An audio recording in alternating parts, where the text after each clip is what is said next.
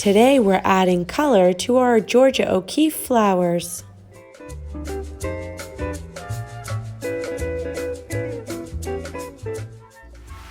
Hello, my most amazing artists, and welcome back. Miss Brown here, coming to you from my Brooklyn studio.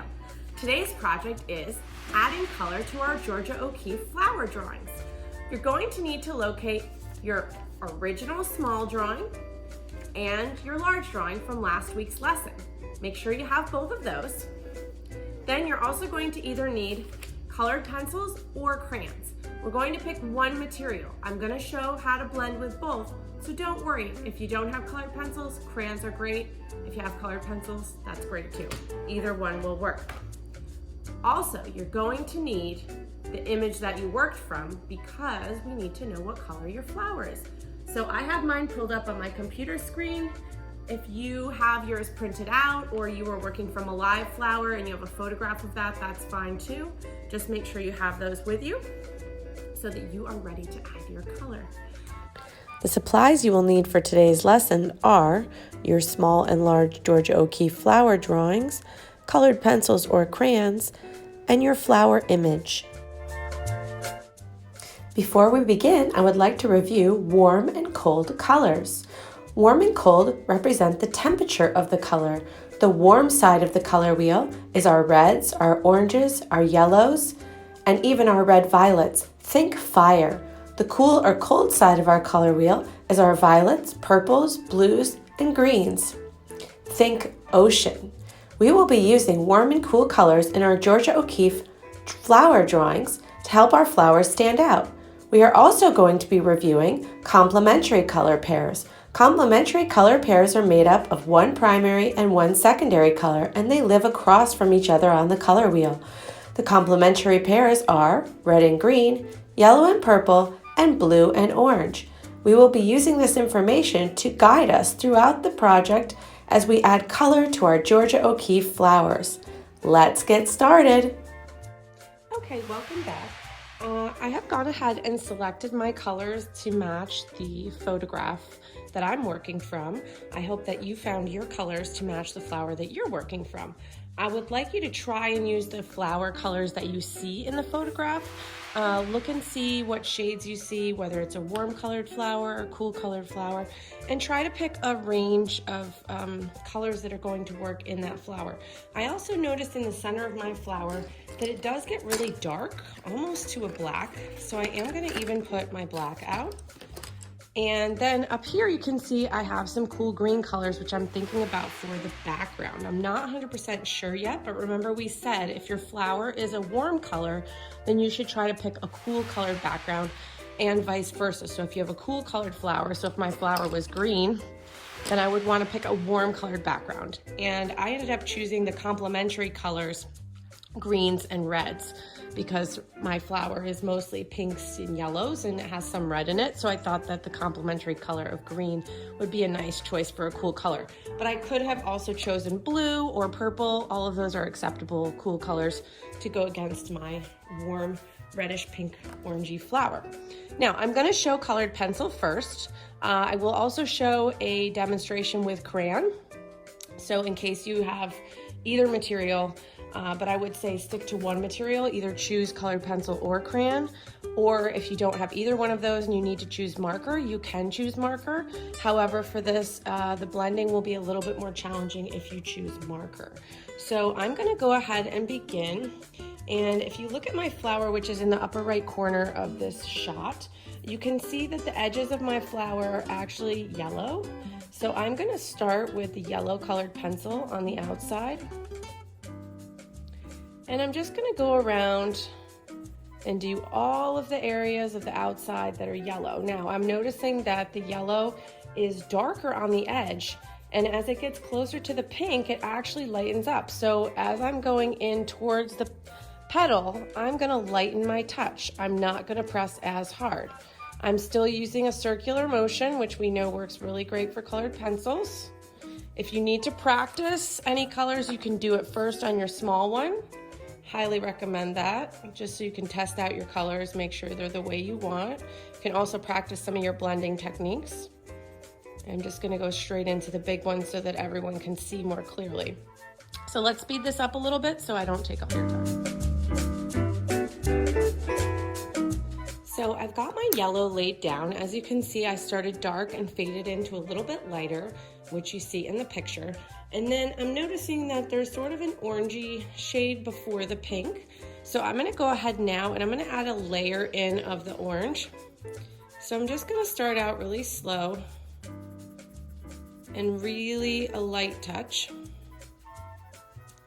Again, going in a circular motion. I am overlapping a little bit onto the yellow. Now, every flower is unique, so you're going to need to really look closely at your own photograph, or if you're working from a live flower, look carefully at your live flower. Okay, you can see that. And it starts to get a little darker as it goes inward, so I'm just gonna add a second layer in this area so you can see how the two layers are going to blend together. And again, the circular motion with the colored pencil is really the key to getting it to blend. And then if you need to go back in occasionally with the yellow to overlap, you certainly can do that as well. So I will go around and do the orange, and I'll meet you back here.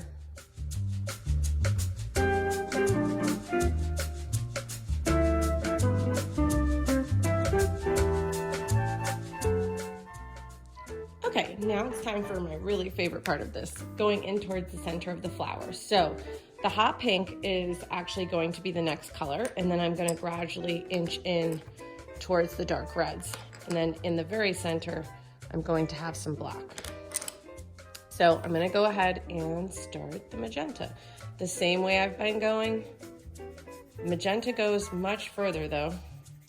I'm actually gonna bring the magenta all the way into the center because I'm going to be overlapping the red. Now, of course, every flower is different, so look and see if you need to practice on your small one. Practice on your small one. As you can see, I'm going ahead and overlapping the orange in order to make it blend.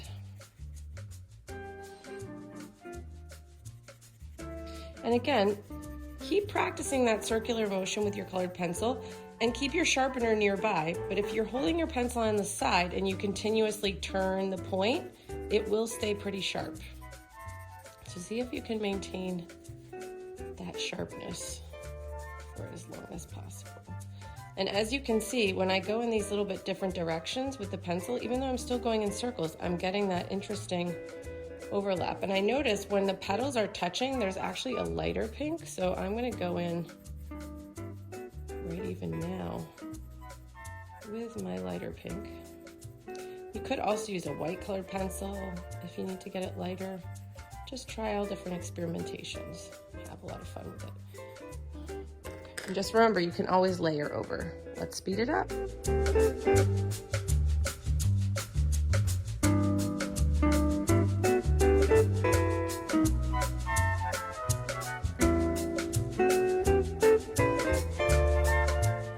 So similar to the way we did the colored pencil, we have overlapped the crayon here in this demonstration. So if you are using crayon and not colored pencil, just remember that the crayons are fairly waxy, so you don't want to press very hard. You want to go as lightly as possible. And you might notice that you get some of this little wax residue. That's okay, just wipe that off, but you still want to do the layering.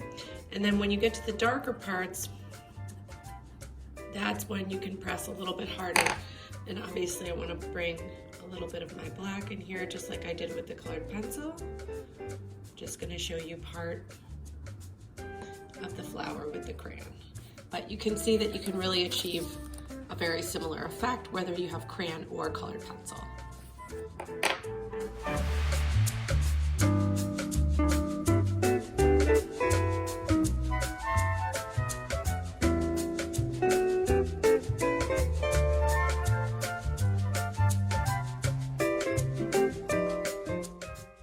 Okay, it's time to start adding my reds into the center here to make it look like the flower is going inward. Remember, this is a hibiscus, so we want it to look like it's very 3D. So I need to go ahead and start adding I have, this is actually a red orange and then a regular red. So I'm gonna start first with the red orange and just do a very light layer close to the center, but not all the way.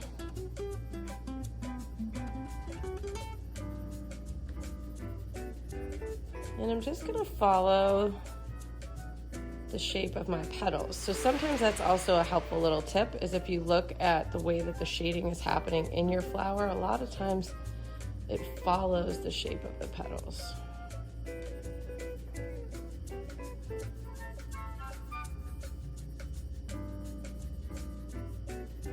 Okay, so for now I think that's enough, and I'm gonna go ahead and take my dark red, and I'm pressing a bit harder now. Not super hard, but a bit more than I did with the red orange. Again, if your flower doesn't have this many colors, that's okay. I just wanted to show you a flower that had a lot of blending, because I know some of you will pick flowers with quite a bit of blending. Okay, now the very center is almost like a dark, really dark red, so I'm gonna add a little bit of black.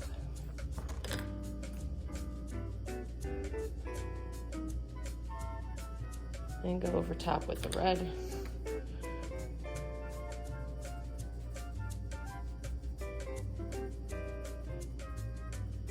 This is the part of the flower that's the most center.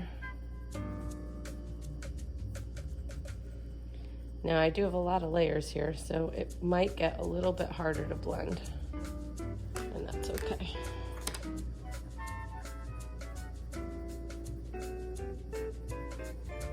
Because I am still learning, practicing. Okay. So I noticed that the stamen is also red. So I'm gonna go ahead and do that really bright red. And I noticed that it gets darker here.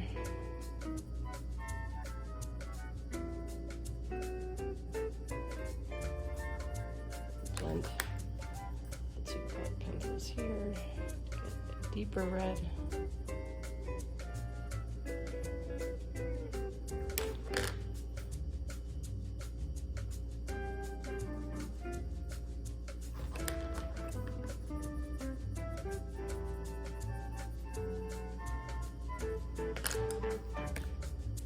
Bring a little bit of the black up.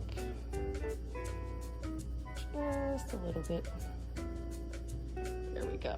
Okay, so now this part of the stamen is the bright yellow. So I have to go back to my yellow. I might need to sharpen this actually.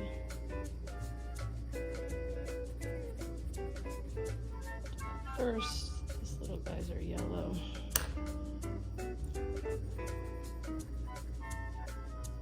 And this red even has some of the red orange.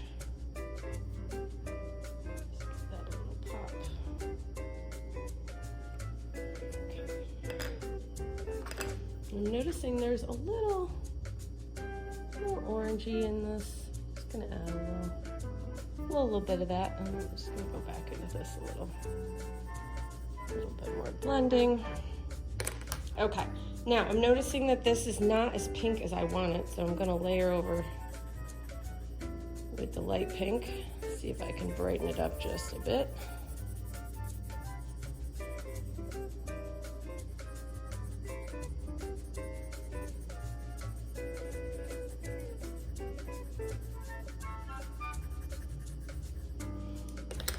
And some more red overlapping here. And I'm noticing my flower has these interesting lines. Make sure I make some little lines here, a little more pronounced on each of the petals. More pronounced just means I want them to stand out a little bit more. Other flowers that have lines like that might be a pansy. Of course, mine is the hibiscus. If you don't know what kind of flower it is, that's okay too. Most of the flowers that I put in the document that was attached to last week's lesson. You could find those online and find out the names if you'd like. So just a little more of this red in the center too, just to give us a little bit more depth. Depth just means I'm trying to create more of a three-dimensional look to the flower. Okay, so I'm feeling like the blending looks pretty good. I'm ready to think about my background. Okay, so I'm gonna go ahead and put these colored pencils to the side, keep my workspace clean, and now I'm gonna start thinking about my background. Now, I have a couple of options for the background. I can continue doing blending in the background. I can make my background a solid color. If I had leaves in my picture, obviously I wanna do the leaves first before I go onto the background, but I chose not to do any leaves on my flower. So I'm just gonna go ahead and start doing a background. So for me, I wanna do some more blending because I wanna keep practicing. So I'm gonna go ahead and put my darkest green the closest to my flower. So I'm gonna do dark green layer first. Just make sure there's nothing underneath because sometimes you get marks. You might want to also put scrap paper under when you do that, just in case. It's a good habit to get into anyway. So again, I'm still keeping my circular technique because I want the most even colored pencil. I don't really want to see a lot of lines in the background. I want it to be pretty solid. This would be the same if you're using crayon.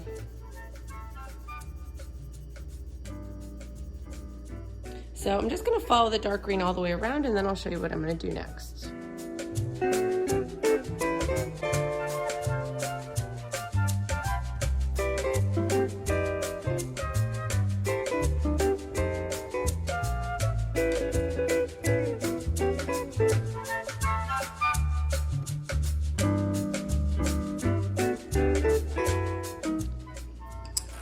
Okay, so I have my dark green coming from the right over to the left. And remember, one of the reasons that we're trying to choose a more simplified background is because our flower is the main focus. Our flower is what we are making monumental, just like Georgia O'Keeffe, right? So we want our flower to be the standout part of our design and our composition. So if you do like a rainbow background, it's going to compete with your flower, right? So you want your background to be secondary to your flower. So that's why I chose to pick cool shades of green. Maybe you picked blue or purples, but I would stick with one color family for your background. And again, it could be a warm color if your flower is a cool colored flower. Which some of the pansies that I posted were in the blues and purples. So now I'm just gonna go ahead fill this in with a lighter green. And again, blending on top. So I'm overlapping back into my darker green, and then I'm lightening my touch with the colored pencil as I go outward. So layer, layer, layer. And again, remember, if you start going back and forth really big strokes, you're not going to get the same blending effect. So you really have to practice with this. And again, if you want to practice on your small one first, I highly suggest it to get the technique down. It's super helpful. All right, I'm going to speed it up.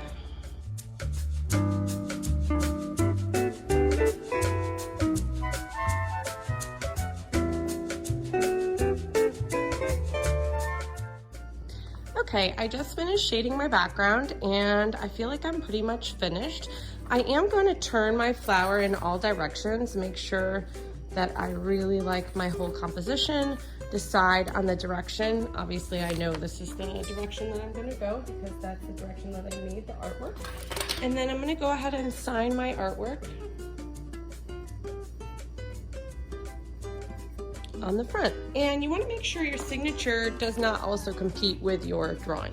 So I put it in the lower or the upper corners. It's up to you where you want to put it. I put mine pretty much in the far left, but if you want to sign in the upper left, lower right, upper right, that's totally up to you.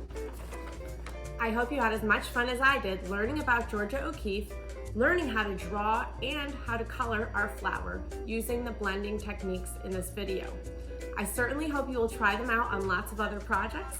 I can't wait to see the flowers you created, and I hope you have a great rest of your day. See you really soon.